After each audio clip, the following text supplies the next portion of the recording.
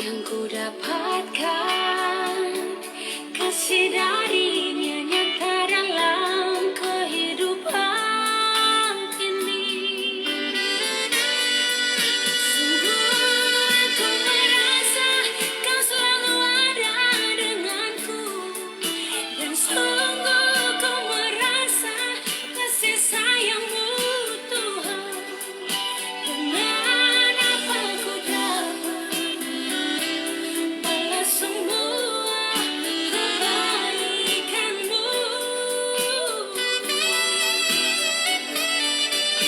Tak ada sesuatu yang dapat aku berikan sebagai persembahan yang berarti bagimu. Ku serahkan hidup ini, pakai aku Tuhan untuk melayanimu.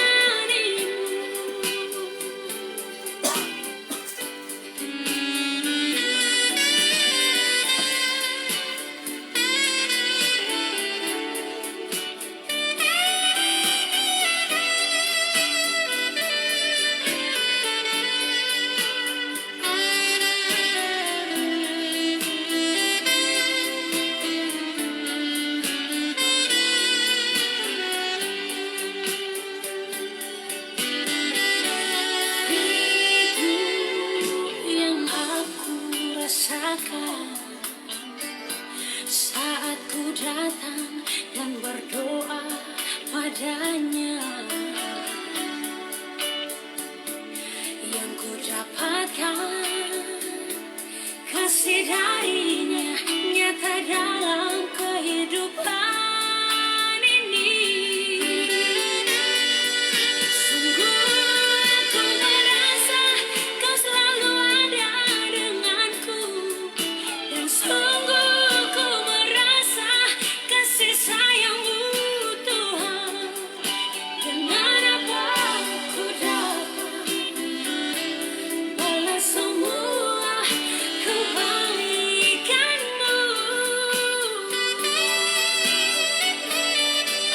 Tak ada sesuatu yang dapat aku berikan sebagai persembahan yang berarti bagimu. Ku serahkan hidup ini, pakai aku Tuhan untuk melayanimu.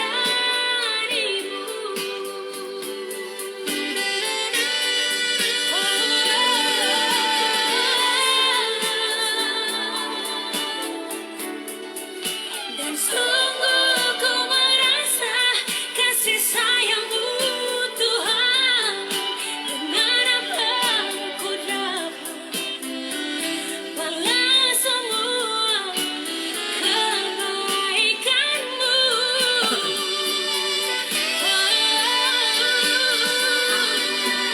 Tak ada sesuatu sebagai persembahan yang berarti bagimu.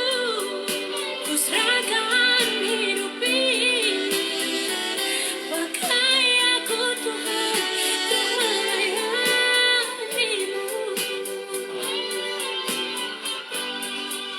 Ku serahkan hidup ini, pakai aku Tuhan untuk melayanimu.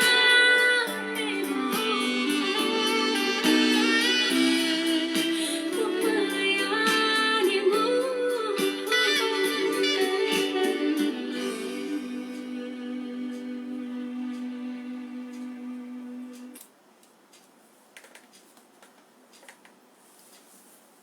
Selamat malam, selamat bertemu kembali di acara Baktian Doa Kita di hari Rabu. Selamat bergabung pada saudara-saudara semua dimanapun berada yang bisa ikut live streaming, dan juga selamat kepada saudara-saudara juga yang akan mengikutinya di jam-jam yang lain. Kita akan segera mulai Baktian Doa Kita. Kita akan memuji Tuhan dari nomor 299 299 dari nyanyian pujian kita beri yang terbaik. 299, beri yang terbaik. Tuhan memanggilmu. Ya. 1, 2, 3. Tuhan memanggilmu, beri yang terbaik. Apapun milikmu, beri yang terbaik. Kerahkan tenagamu tanpa upah, hanya untuk kemuliaan Allah. Tiap bakti diberkatinya, tapi yang terbaik dipintanya. Apapun milikmu, ya sabdanya, berikan kepadaku segalanya.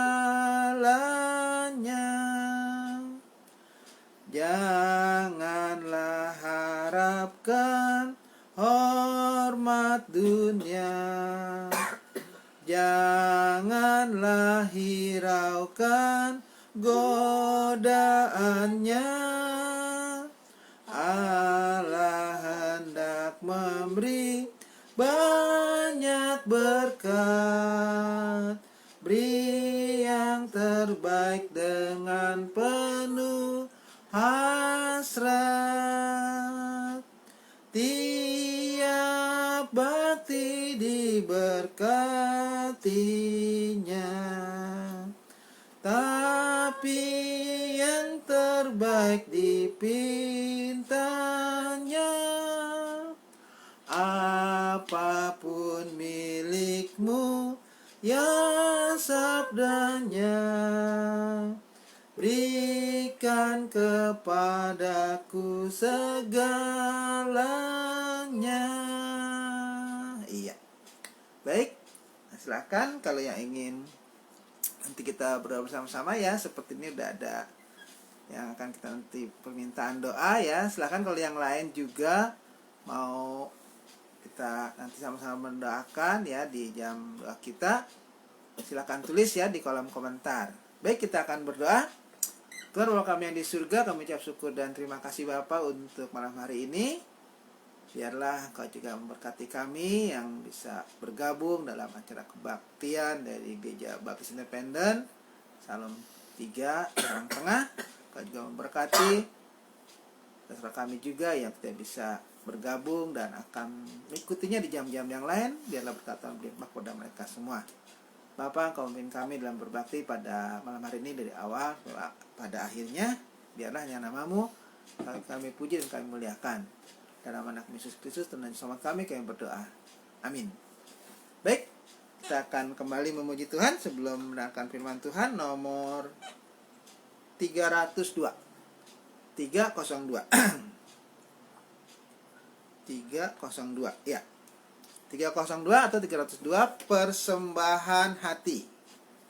Dari nyanyian pujian kita 302, persembahan hati. Katakan padaku sekarang ya, 1, 2, 3.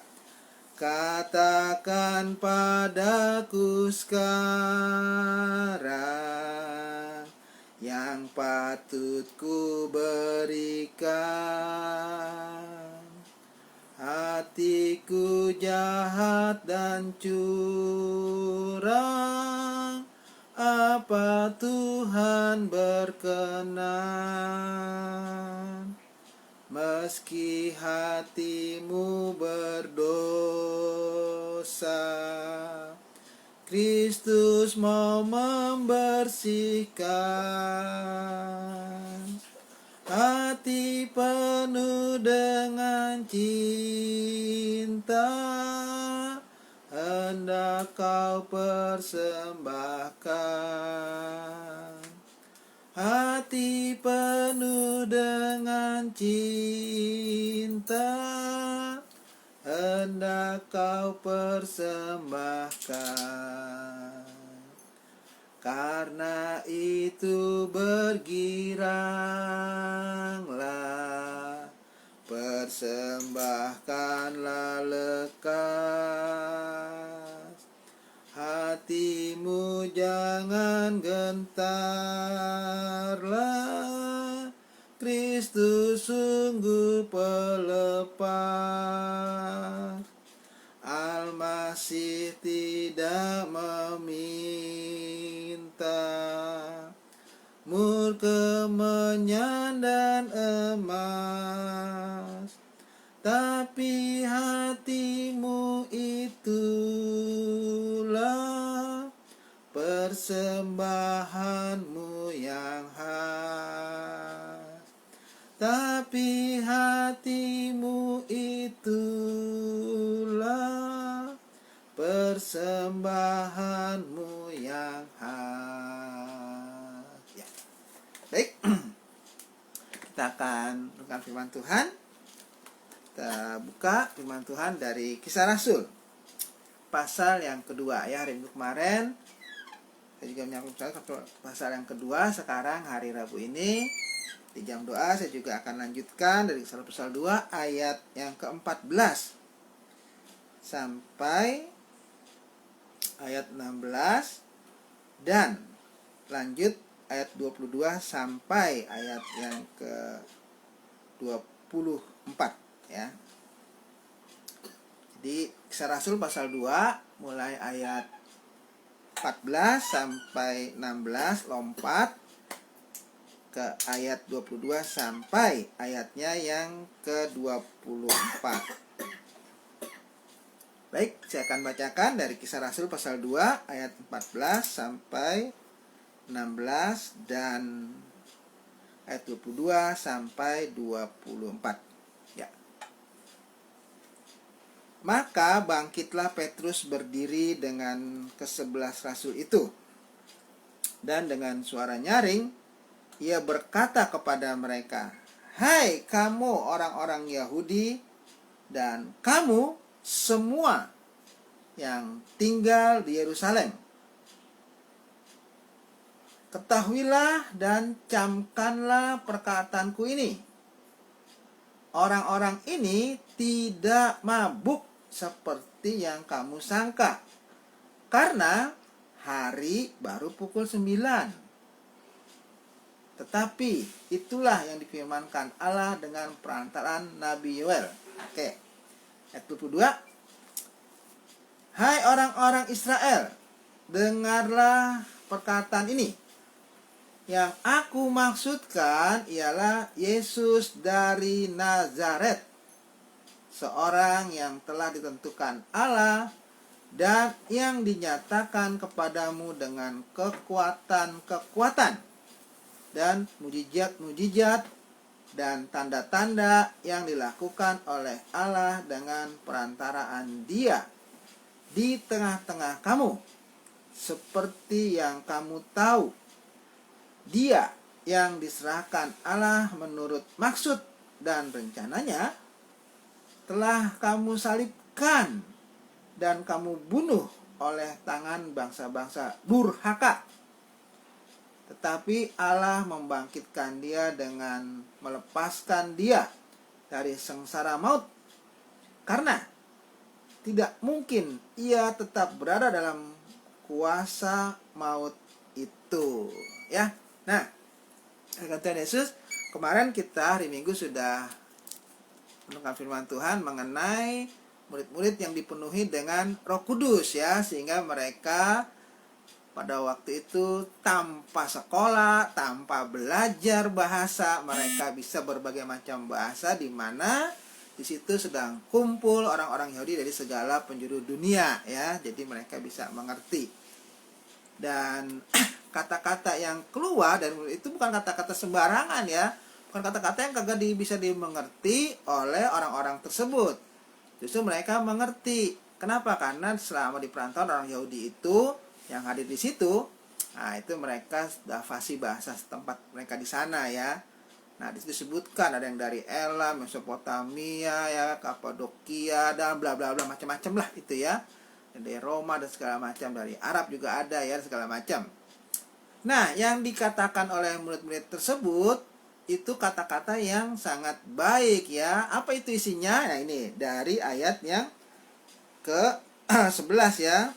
Baik orang Yahudi maupun penganut agama Yahudi, orang Kreta dan orang Arab, kita mendengar mereka berkata-kata dalam bahasa kita sendiri tentang perbuatan besar yang dilakukan oleh Allah. Jadi yang dikatakan oleh murid-murid itu adalah perbuatan-perbuatan besar yang dilakukan oleh Allah. Nah, itu jadi bukan kata-kata sembarangan ya. Jadi itu ada artinya. Nah, karena sebagian orang dari yang ada di situ tidak percaya, bahkan menuduh murid-murid itu adalah mabuk.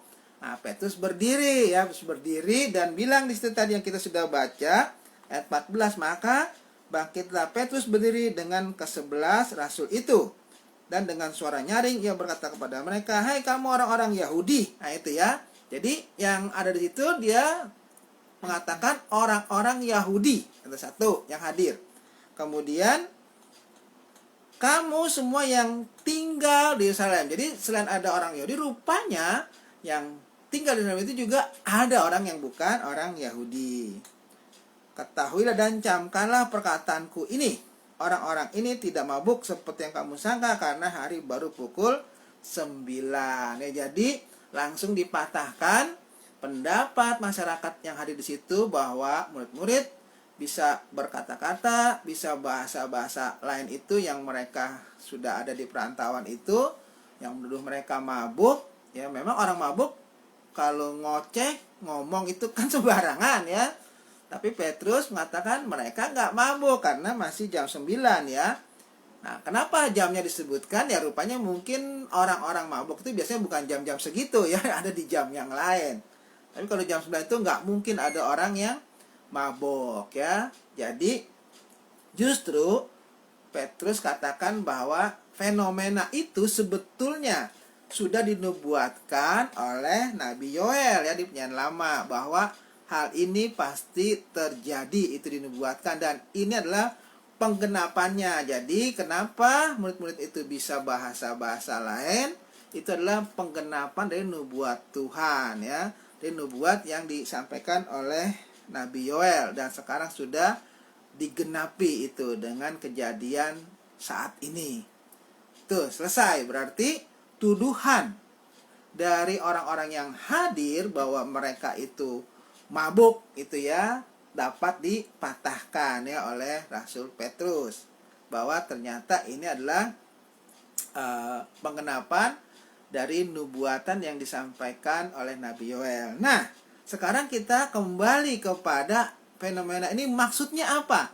Tadi sudah saya katakan di dalam ayat 11 itu bahwa yang dikatakan oleh atau yang diomongin oleh rasul-rasul itu yang bisa bahasa itu adalah perbuatan besar dari yang dilakukan Allah. Nah, Petrus langsung meluruskan apa itu perbuatan besar, yaitu di ayat yang ke-22 itu dikatakan, "Hai orang-orang Israel."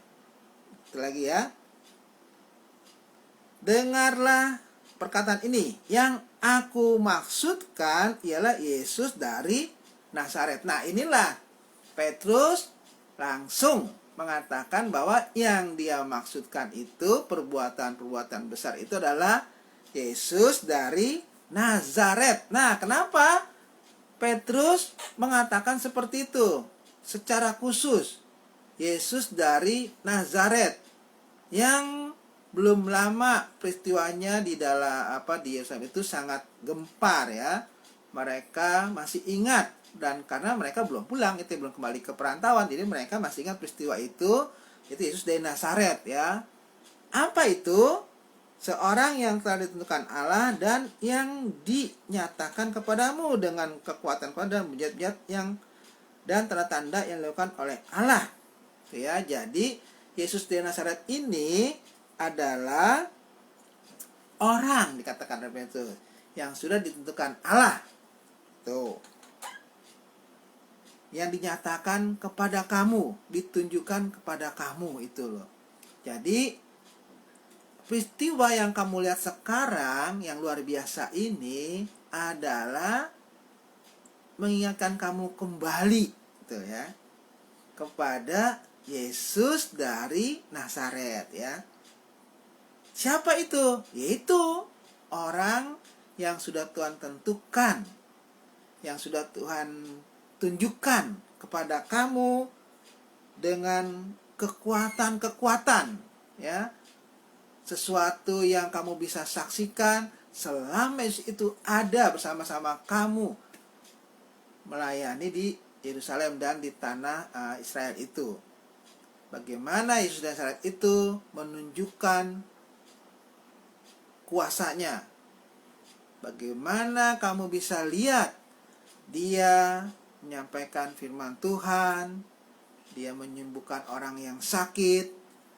Bahkan di sini dikatakan dengan kekuatan-kekuatan dan mujizat-mujizat ya. Bagaimana Yesus di Nazaret itu menunjukkan mujizatnya banyak sekali ya selama melayani di antara mereka. Mereka pasti dengar bagaimana Yesus itu memberi makan 5.000 orang hanya dengan 5 roti dan 2 ikan. Pasti mereka itu salah satu dari yang hadir pasti mengalami dan ikut itu ya. Kemudian bagaimana Yesus bisa menghentikan angin ribut yang disebut oleh murid-muridnya. Bagaimana Yesus ketika berjalan ya, ada seorang perempuan yang menjamah jubahnya, sakitnya sembuh. Bagaimana Yesus menyembuhkan orang kusta ya, tuh langsung sembuh. Banyak ya mujizat yang sudah dilakukan oleh Tuhan Yesus ya. Kemudian dan tanda-tanda yang dilakukan oleh Allah dengan perantaraan Dia itu ya. Jadi tanda-tanda dilakukan oleh Allah dengan perantaraan Tuhan Yesus. Banyak sekali yang menunjukkan bahwa Dia adalah Mesias. Jadi apa yang Yesus lakukan itu semuanya mereka bisa lihat kemarin-kemarin itu. Mereka bisa saksikan, bahkan mereka bisa alami sendiri. Mungkin di antara mereka yang ada di situ ada yang pernah disembuhkan. Ada yang pernah ditolong oleh Tuhan Yesus.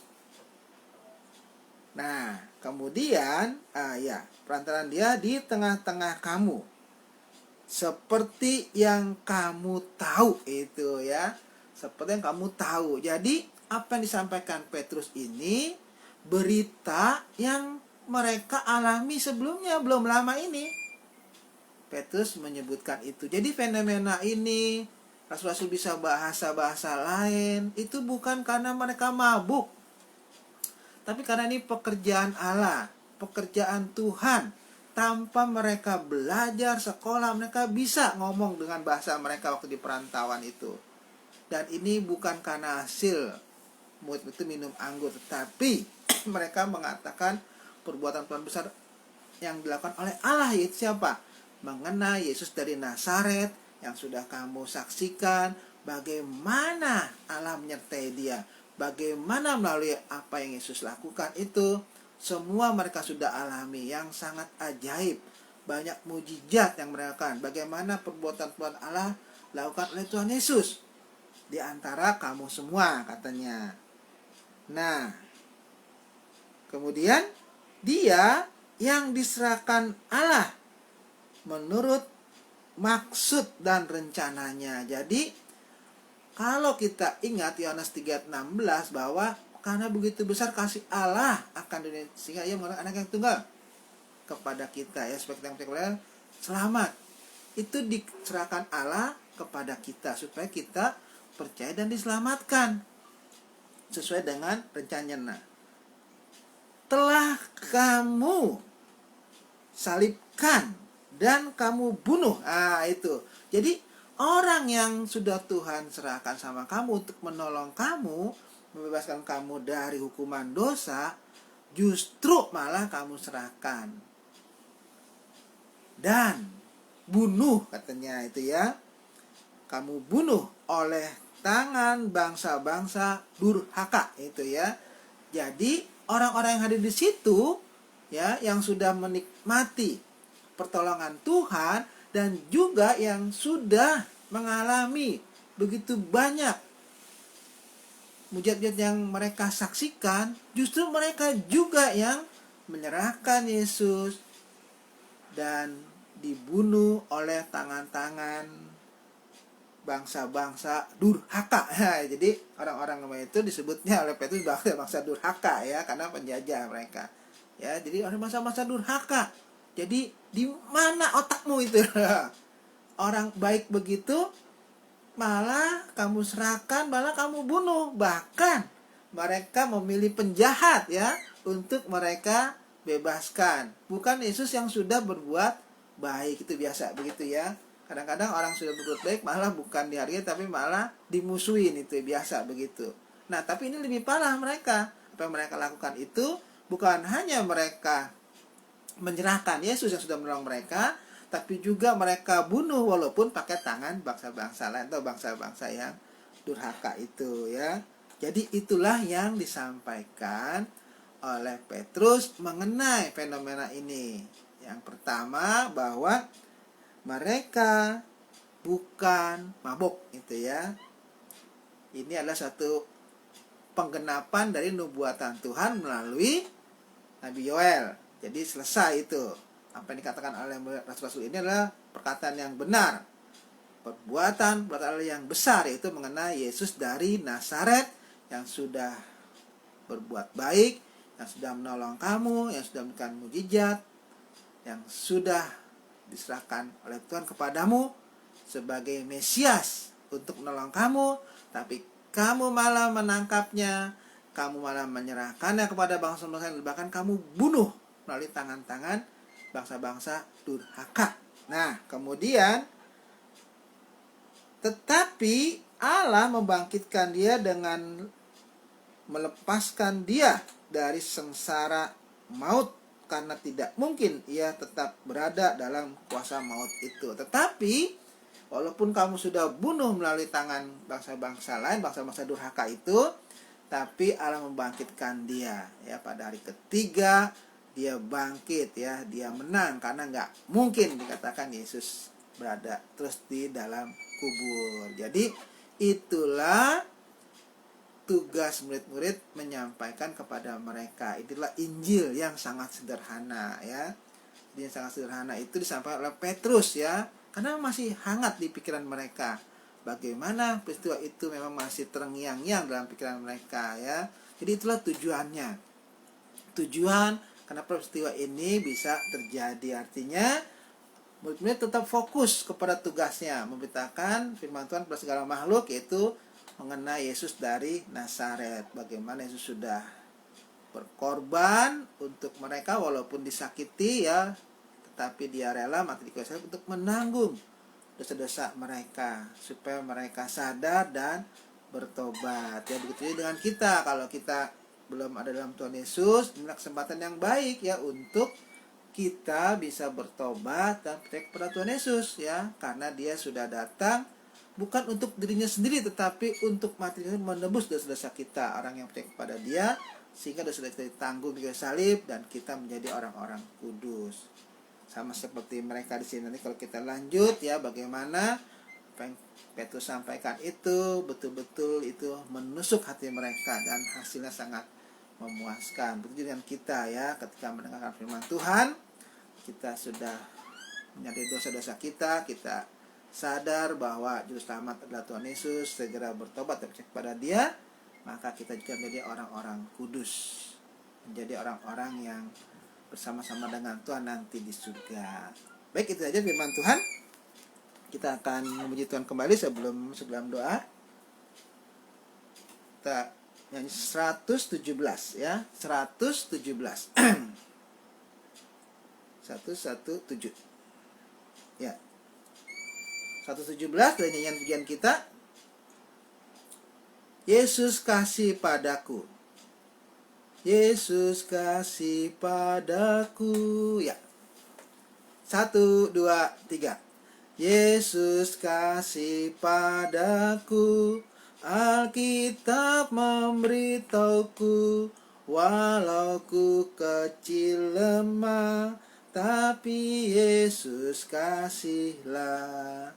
Yesus Tuhanku, kasih padaku, kasih padaku. Alkitab memberitahu, Yesus mati bagiku, surga buka pintumu, hutang dosa terhapus, aku sudah ditebus. Yesus Tuhanku, kasih padaku, kasih padaku. Alkitab memberitahu, Yesus selalu sertaku, sepanjang jalan hidupku, nanti ku bersamanya dalam surga yang indah. Yesus Tuhanku, kasih padaku, kasih padaku.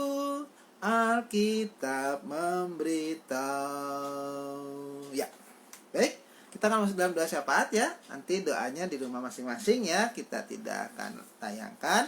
Tapi di sini ada beberapa yang sudah masuk ya. Dari Elizabeth itu minta doakan mama ya, Ibu Simanjuntak ya, yang sakit pinggang. Ya, kita doakan ya supaya Ibu Simanjuntak ya, sakit pinggang itu Tuhan sembuhkan. Nah, ini kemudian dari Pak Yakub, kita doakan supaya besok mau divaksin ya, vaksin pertama ya. Kita doakan ya, hari ini demam katanya ya, mungkin tegang ya. Jadi kita doakan, sebenarnya biasa aja divaksin, saya udah 2 kali udah selesai ya, santai aja. Jadi akan divaksin itu besok, tapi hari ini demam, doakan supaya Pak Yakub juga segera sembuh demamnya dan besok lancar ya divaksin. Nah, jadi kalau yang lain juga boleh tambahkan masing-masing ya, masing-masing. Sini ada Ibu Simanjuntak ya, yang sakit pinggang itu ya. Kita doakan supaya sakitnya sembuh. Kemudian Pak Yakub juga bisa mau divaksin ya, sekarang demam, kita doakan supaya demamnya juga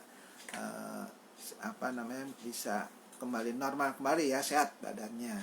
Dan seperti biasa kita juga tetap mendoakan bangsa negara kita ya, tetap berkat Tuhan. Jadi dalam masalah vaksin ya, masalah virus corona ya, dan segala macam, biarlah Tuhan menolong para pejabat kita yang sudah ditempatkan Tuhan di pos masing-masing, mereka bekerja dengan baik ya, dan takut akan Tuhan. Kita berdoa juga untuk tempat kita ya, tempat kita berbakti di Karangtengah dalam lindungan berkat Tuhan ya. Dan juga rencana mau mulai sekolah minggu ya, kita doakan supaya berjalan dengan baik. Dan kita doakan Tuhan juga yang memberkati saudara kita ya, yang mungkin saat ini juga masih ada yang kurang sehat ya, biar Tuhan juga yang menjamah dan menyembuhkan ya. Untuk Bu Lia juga ya, yang kandungannya sudah hampir mendekati ya untuk melahirkan, biar tetap sehat ya. Supaya Tuhan juga memberkati sehingga nanti pada saatnya bisa melahirkan juga dengan lancar. Dan mungkin ada saudara kita juga yang lain ya, seperti anak-anak nanti yang akan mau ulangan akhir ya, naikkan kelas, biarlah mereka juga tetap siap ya, tetap sehat, bisa mengikuti juga nanti ulangannya dengan baik. Dan mungkin ada yang kehilangan pekerjaannya ya, kita doakan supaya Tuhan kembali memberikan pekerjaan kepada saudara kita yang kehilangan pekerjaan ataupun yang berkurang ya berkatnya karena masalah virus corona ini. Biarlah berkat Tuhan tetap berlimpah ya dalam kehidupan mereka masing-masing. Nah, itu saja yang saya ingat ya. Silakan nanti tambahkan di tempat masing-masing dalam doa kita ya. Dan jangan lupa hari Minggu tetap kita ada kebaktian ya, offline maupun online gitu ya. Baik, saya ucapkan selamat malam, selamat berdoa. Ya Tuhan memberkati kita.